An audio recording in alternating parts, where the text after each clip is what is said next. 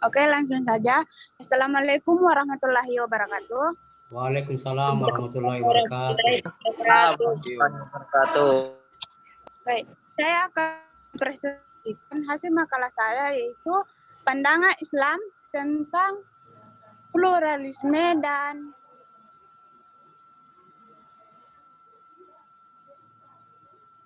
perbedaan sara, toleransi, dan kesetaraan. A. Pandangan Islam tentang pluralisme. Pluralisme merupakan satu paham berorientasi kepada keberagaman yang memiliki berbagai penerapan di dalam banyaknya perbedaan. Contohnya di dalam berbagai kerangka filosofi agama, moral, hukum, dan politik, di mana batas kolektifnya ialah pengakuan atas kemajumukan di dalam ketunggalannya. Pluralisme agama adalah suatu paham yang menyatakan kemajumukan dan keragaman agama. Dalam pandangan Islam, sikap menghargai dan toleran kepada pemeluk agama lain adalah untuk dijalankan sebagai bagaimana dari keberagaman pluralitas. Namun anggapan bahwa semua agama adalah sama, pluralisme, tidak diperkenankan.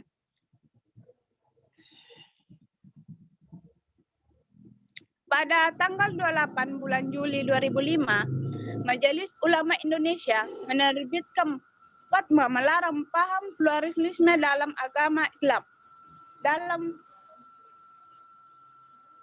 Dalam fatwa tersebut, pluralisme didefinisikan sebagai suatu paham yang mengajarkan bahwa semua agama adalah sama dan karenanya kebenaran setiap agama adalah relatif.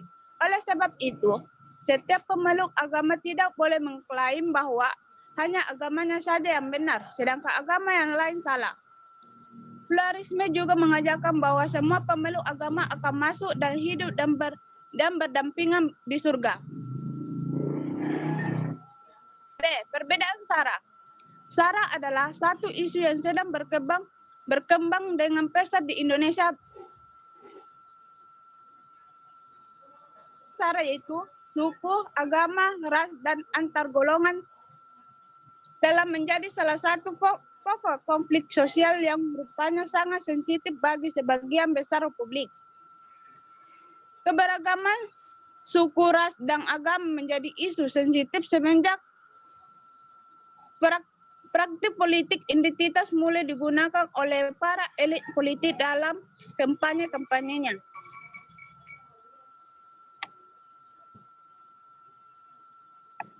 Sara dapat digolongkan dalam 3 kategori. Pertama yaitu individual. Kedua, institusional. Ketiga, yaitu kultural.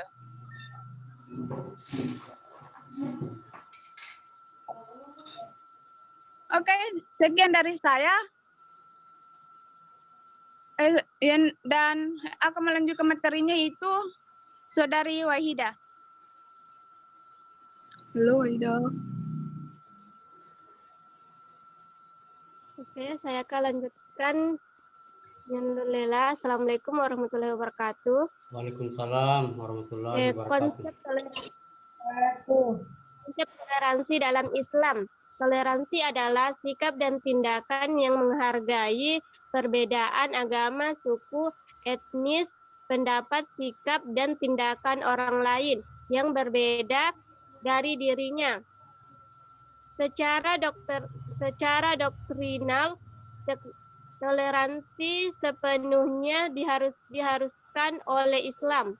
Islam secara definisi damai, selamat, dan menyelaraskan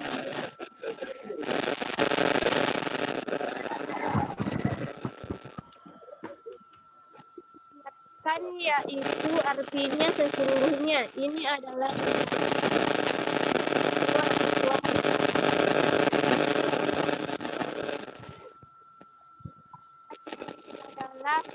Tuhanmu, maka sebablah olehmu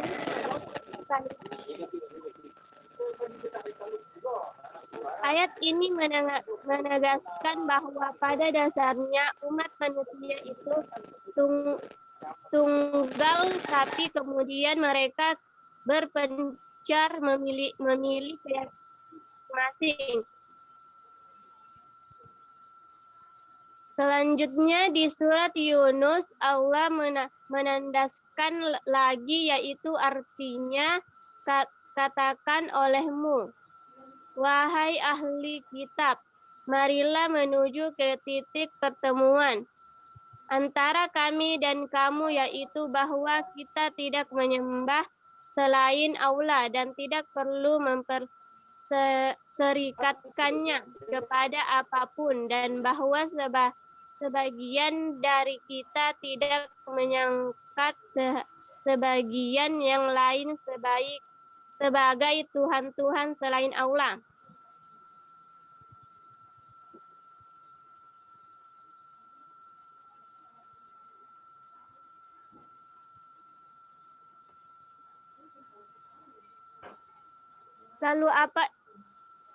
Lalu apa itu as-samaha? Toleransi menurut Syekh Salim bin Silali memiliki karakteristik sebagai berikut. Satu, kerelaan hati karena kemuliaan dan kedermawaan. Kelapangan dada karena kebersihan dan ketakwaan. 3, kelemahan lembutan karena kemudahan. 4, muka yang ceria karena kegembiraan. Rendah diri di hadapan kaum muslim, bukan karena kehinaan. 6, mudah dalam berhubungan sosial, tanpa penipuan dan kelalaian. 7, menganggapkan dalam dakwah ke jalan Allah tanpa basa-basi. 8, tarikat dan tunduk Allah Subhanahu wa Ta'ala tanpa ada rasa keberatan. Selanjutnya menurut Salim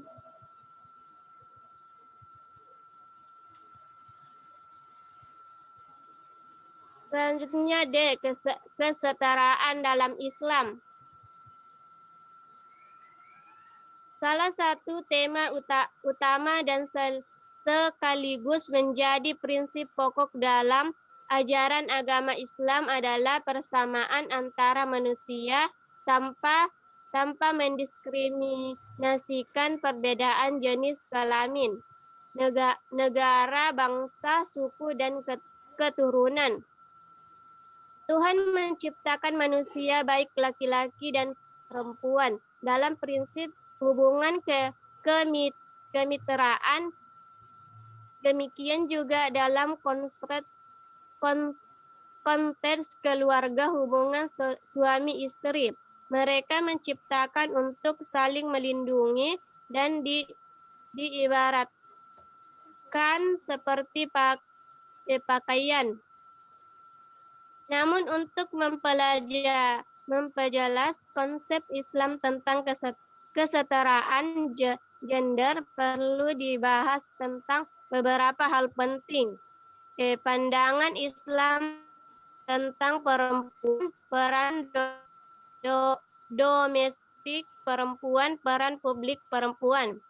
Sejarah telah memberikan deskripsi yang nyata bahwa sejak 15 abad yang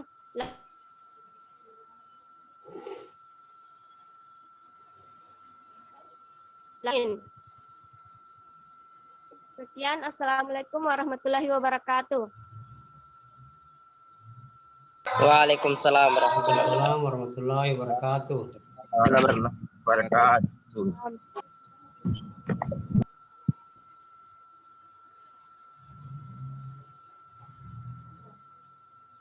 Bagaimana moderator, lanjut. Silakan ditutup kalau sudah materinya ya, moderator.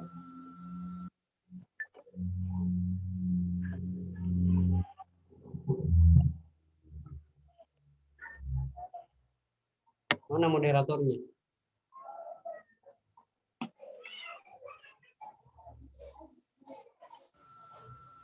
Sudah ya, apakah materi dari kelompok 3 ini sudah tuntas dipaparkan? Mana pemateri pertama tadi?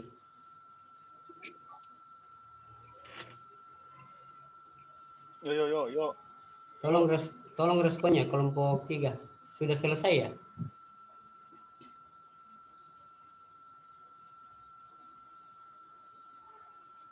Tidak ada respon ya? Halo, kelompok 3? Cek. Atau jangan-jangan suara saya tidak terdengar ya? Kedengaran sih Pak. Oke, saya anggap sudah selesai ya, karena tidak ada lagi respon dari kelompok 3. Nanti kelompok 3 bisa menutup setelah diskusi di grup WhatsApp ya, menutup pertemuannya nanti. Baik, saya lanjut. Saya ambil alih forum. Terima kasih kepada kelompok 3 atas presentasi makalahnya yang saya pikir saya anggap sudah lengkap ya. Sudah cukup memadai untuk kita membahas atau sebagai pemantik untuk berdiskusi nantinya di grup WhatsApp.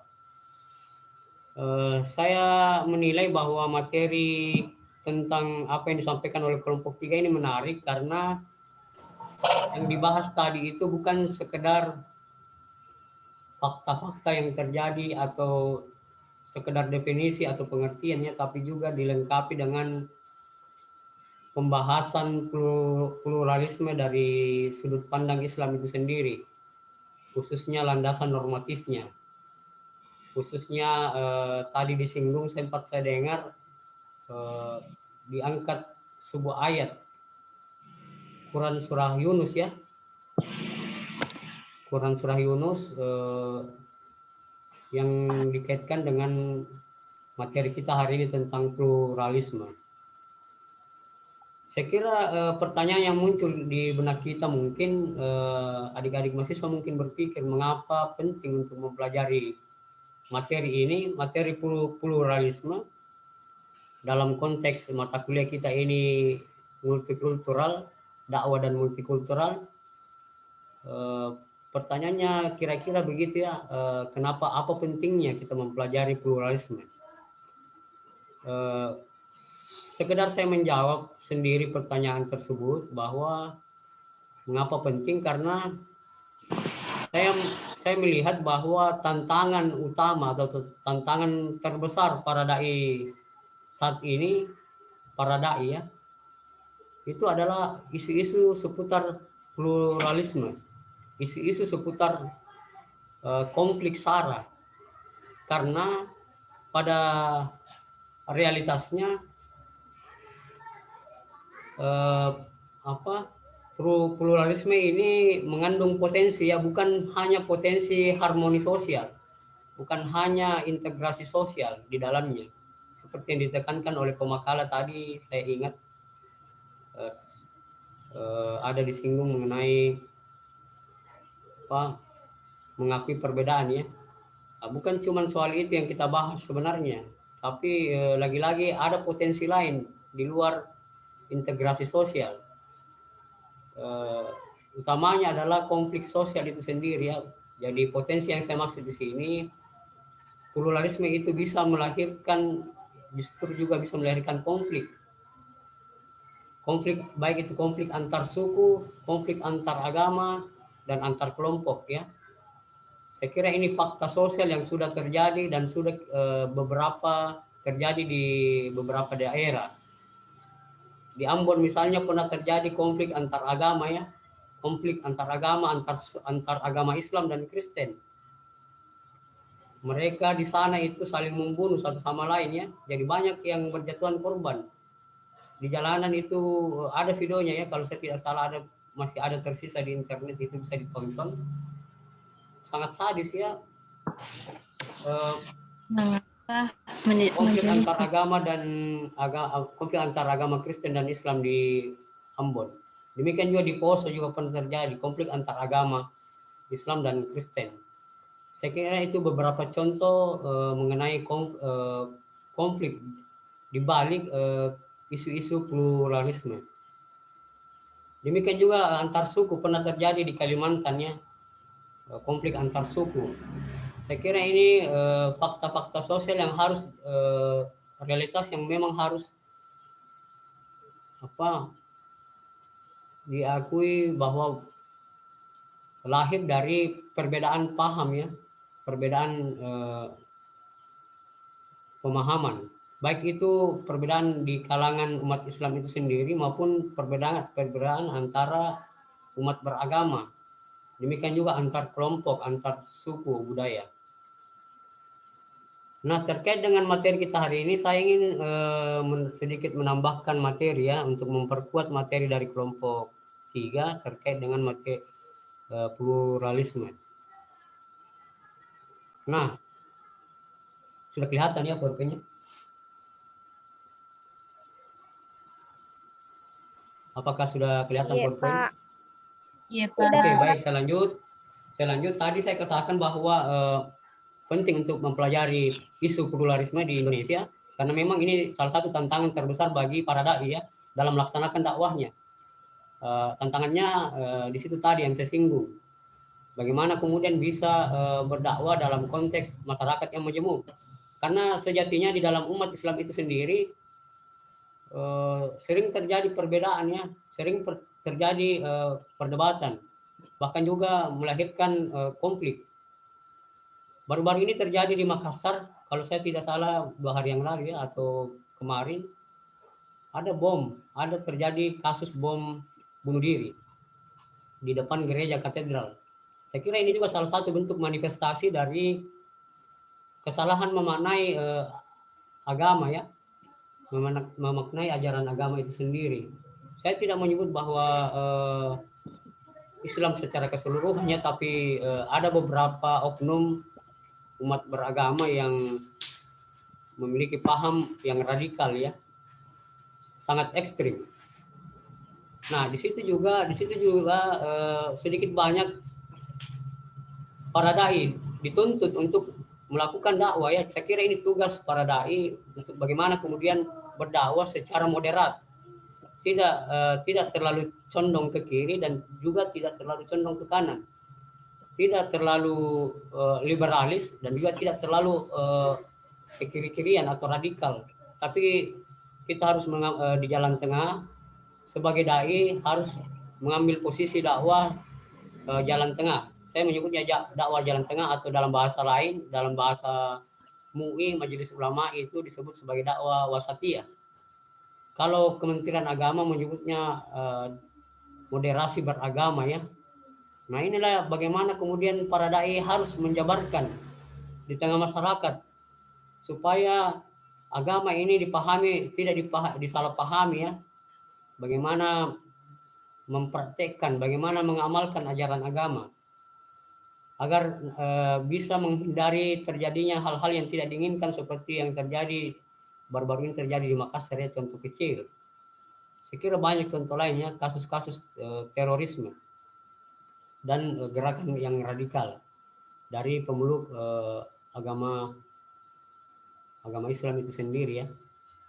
Nah, sempat tadi disinggung oleh kelompok 3 tentang fatwa MUI tahun 2005 ya, kalau saya tidak salah itu. Ya, memang benar di tahun 2005 fatwa MUI Majelis Ulama Indonesia mengeluarkan fatwa bahwa mengharamkan pluralisme, liberalisme dan sekularisme. Di sini perlu dipahami bahwa dalam membahas isu-isu pluralisme itu ada 2 kelompok ya, ada yang pro dan ada yang kontra. Jadi memang isu pluralisme ini kontroversial, ada yang pro dan ada yang kontra. Kalau kita yang kontra ini misalnya MUI ini memang benar-benar anti pluralisme ya, khususnya di tahun 2005 MUI mengeluarkan definisi ya, tadi disinggung oleh kelompok 3, definisi pluralisme, yaitu suatu paham yang mengajarkan bahwa semua agama adalah sama. Karenanya kebenaran agama bersifat relatif. Nah, di sini perlu digarisbawahi ya, jadi MUI menentang yang namanya pluralisme itu karena mengartikan atau memaknai pluralisme itu dari sisi teologis, ya, yang intinya tidak mau tidak mengakui pernyataan tentang agama itu relatif, bahwa semua agama benar, ya. Jadi itu inti pandangan dari MUI. Mengapa kemudian MUI mengeluarkan fatwa mengharamkan pluralisme? Nah, itu kalau kita melihat makna pluralisme dari pihak yang kontra atau pihak yang menentang. Nah, perlu juga dilihat pandangan lain dari kelompok lain yang pro, yang sependapat dengan paham pluralisme. Khususnya di sini saya mengangkat sudut pandang dari para peneliti Universitas Gadjah Mada, ya, khususnya yang diwakili oleh Zainal Abidin Bagir. Dan ini adik-adik mahasiswa nanti bisa membaca lebih jauh. Sudah ada bukunya, ya, judulnya itu Pluralisme Kewargaan, ya, yang dikarang oleh Zainal Abidin Bagir dan kawan-kawan di bawah naungan Universitas Gadjah Mada dalam program studi agama dan lintas budaya. Pihak yang sependapat dengan pluralisme ini menekankan bahwa menghindari persoalan klaim kebenarannya, jadi berbeda dan berkebalikan dari pandangan MUI tadi. Dia melihat memaknai pluralisme itu dari sisi kewargaan, bukan dari sisi teologis. Intinya bahwa lebih melihat agama dalam dimensi sosial politiknya. Nah, dalam arti tata kelola, bagaimana mengelola masyarakat yang beragam, yang majemuk. Kemudian agama dipandang sebagai sebuah fenomena sosial historis. Nah, di sini kita bisa paham bahwa pihak yang pro pluralisme itu tidak terlalu memaknai pluralisme itu dari sisi teologis, tapi lebih ke dimensi sosial politiknya atau fenomena sosial historis. Dan memang kalau kita berbicara masalah agama itu sendiri sebenarnya tidak cukup kalau kita membahasnya secara teologis saja, ya. Tapi perlu juga dilihat dari segi historis dan realitas kulturalnya. Apa yang terjadi hari ini, ya.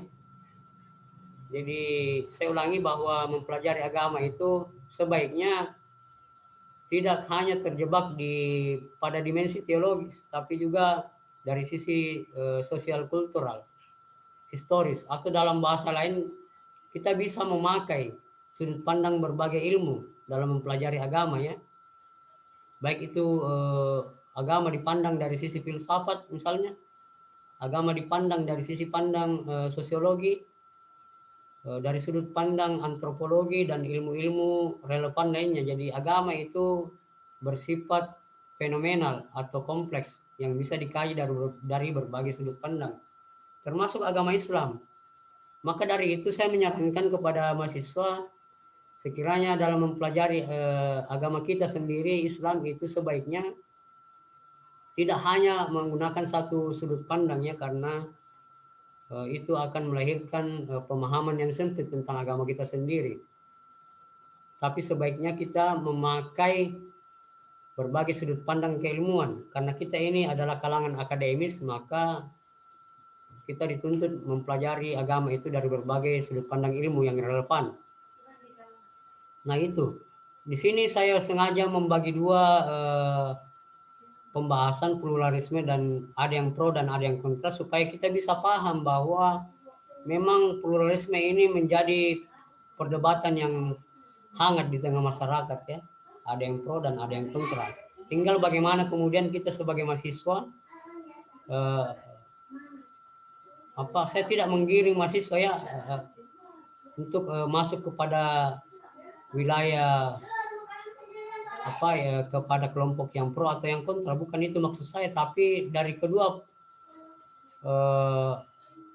kelompok ini yang pro dan kontra itu kita bisa mengambil hikmah, kita bisa mengambil pelajaran bagaimana kemudian kita secara bijak bisa menentukan sikap, ya, dalam memahami pluralisme. Saya kira itu yang penting, nanti bisa kita lanjut diskusi di grup WhatsApp. Saya harap kelompok 3 bisa mengarahkan teman-teman membahas lebih jauh isu-isu pluralisme yang terjadi di Indonesia dan bagaimana sebaiknya kita menyikapinya sebagai mahasiswa ya. Saya kira kembali ke awal lagi, itulah pentingnya kita mempelajari pluralisme, baik posisi kita sebagai akademis, sebagai mahasiswa, maupun juga sebagai calon dai. Mungkin ada beberapa mahasiswa mungkin yang sudah berkiprah menjadi dai, atau dalam arti dai berdakwah dalam hal apapun, dakwah bil hal, dakwah bil kalam dan lain-lain ya, bisa kita laksanakan sebagai suatu kewajiban. Saya kira itu pentingnya mempelajari pluralisme, karena harus tuntas dulu pemahaman kita pluralisme, baru kita membahas masalah yang lain, masalah toleransi misalnya, bagaimana HAM, karena tidak mungkin terwujud sebuah toleransi di tengah masyarakat kalau paham multikultural, pengertian atau makna multikultural atau makna pluralisme itu tidak kita pahami secara komprehensif ya. Nah, kalau di sini makna toleransi yang saya bahas, saya meminjam sudut pandang Zainal Abidin Bagir tadi tentang rekognisi ya. Zainal Abidin Bagir itu menyebut salah satu teorinya adalah teori rekognisi atau semacam pengakuan dan penghargaan pada yang lain yang berbeda. Jadi sejauh mana entitas-entitas budaya, agama dan suku itu yang plural dalam masyarakat menghormati dan mengakui perbedaan ya. Jadi sini titik tekannya adalah menghormati dan mengakui perbedaan. Itulah yang dimaksud toleransi. Menghormati, mengakui perbedaan dan dalam keragaman masyarakat ya. Kemudian Zainal Abidin Bagir juga menekankan bahwa pengakuan tersebut tidak hanya terbatas pada toleransi, tetapi juga menghargai keberadaan kelompok lain yang berbeda dalam hubungan antar kelompok ya. Saya kira ini sangat mudah dipahami. Kita ambil contoh kecil saja di Parepare ini. Kita hidup dalam masyarakat yang multikultur yang majemuk. Saya pikir adik-adik mahasiswa sudah tahu di Parepare ini misalnya ada banyak suku ya yang bermukim di Parepare. Ada Makassar, Bugis, dan lain-lain. Mandar mungkin juga ada ya, suku Mandar. Demikian juga agama di Parepare ini bukan cuma pemeluk agama Islam, tapi ada juga umat Kristen, dan mungkin juga ada Buddha ya, dan agama-agama pemeluk agama lainnya. Saya kira itu terkait dengan toleransi. Nah, di sini kita sampai di kesetaraan. Kesetaraan ini tadi juga disinggung oleh kelompok 3 mengenai kesetaraan gender ya. Jadi sebenarnya persoalan kesetaraan itu bukan cuma persoalan gender, tapi ada beragam dimensi dalam kesetaraan. Jadi yang kita bahas di sini adalah kesetaraan warga negara, bukan dalam arti kesetaraan hanya dalam sudut pandang agama saja ya, bukan itu saja, tapi ada dimensi lain. Kesetaraan di hadapan hukum, kesetaraan dalam ruang politik, ruang ekonomi dan budaya. Nah, sebenarnya kalau kita berbicara kesetaraan antar warga negara, maka sebenarnya Indonesia ini sebagai negara hukum sudah menjamin ya, secara konstitusi kesetaraan antar warga negara sudah dijamin.